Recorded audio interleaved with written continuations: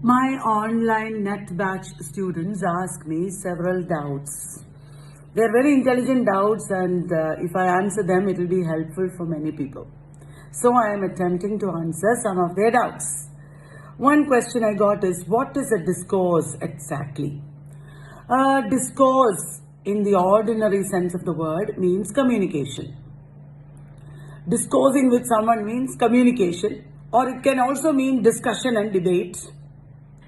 This word is used in a different sense by Michel Foucault and the postmodern theorists. Their discourse is a language or a way of speaking about something that creates a new meaning, a new set of meanings, a new set of identities in itself.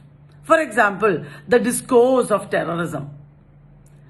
The discourse of terrorism gives us certain ways of thinking about terrorism, certain ways of thinking about lower class people, certain ways of thinking about Africans or people who follow Islam or Arabs. Terrorists are dangerous. Terrorists should be expelled from the society. A certain community is terrorists. They are all terrorists. Such ideas get infiltrated into our minds because of the way in which a discourse works.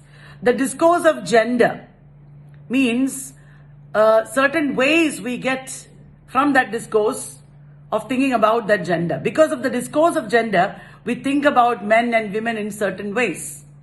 It need not be mainstream always. Discourse of Dalits or the discourse of transgender, we can say that means the way in which either mainstream community thinks about transgenders.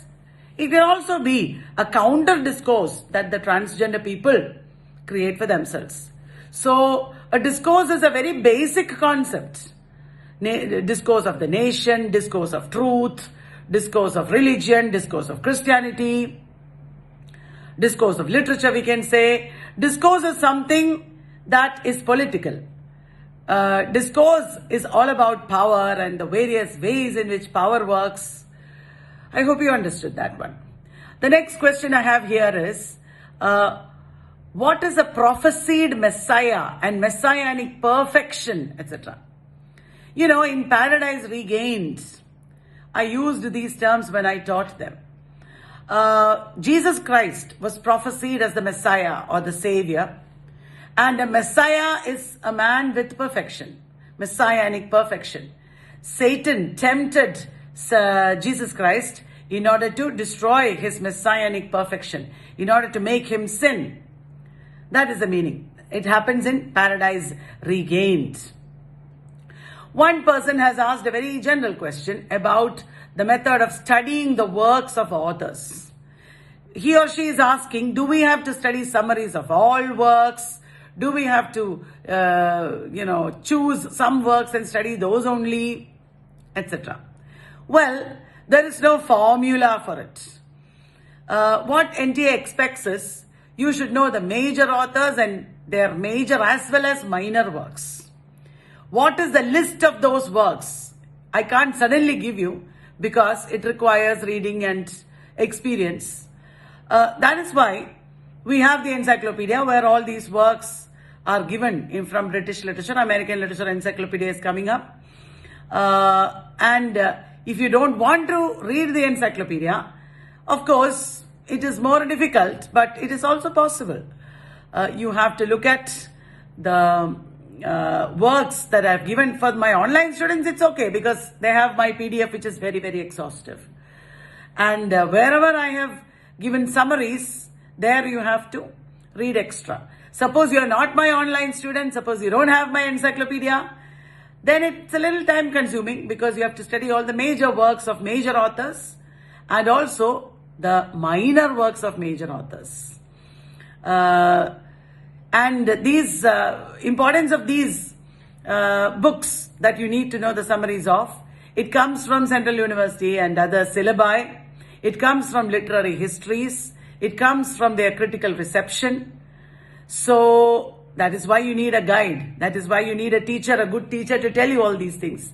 So in my online classes, whenever I say something is important, you need to know, I always keep saying that. You can just follow that direction and read extra on that book.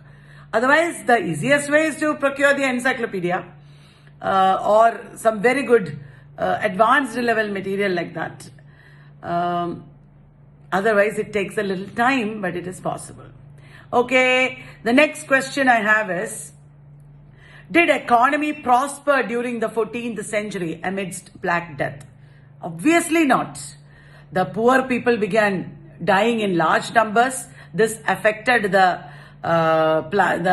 business and the landowners.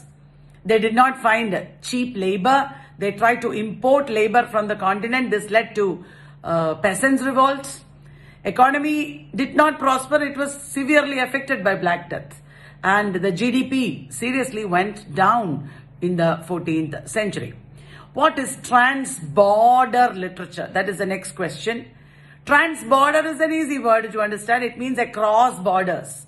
Literature across borders. A lot of diasporic literature will be trans-border. Post-colonial literature in general also can be trans-border. People migrating, many cultures coming together, etc. is the common feature of trans-border literature. In Lycidas, there is a phrase, blind mouth. Is it synecdoche? I am confused with oxymoron. Obviously, it is synecdoche. Synecdoche is a kind of metonymy. Metonymy is when a word is replaced by a related word. For example, king is replaced by crown. The crown took the decision. King and crown are related. A kind of metonymy is synecdoche. Synecdoche is where a part stands for a whole and a whole stands for a part. Instead of a person, if you say mouth, that is synecdoche. Instead of a person, if you say two hands, that is synecdoche. Instead of, Indian cricket team, you say India won the match. That is also synecdoche. I hope you understood. So these are some of the questions from our online students. I hope everybody benefited from these discussions. When they ask me more doubts, I will come with more explanations. Thank you.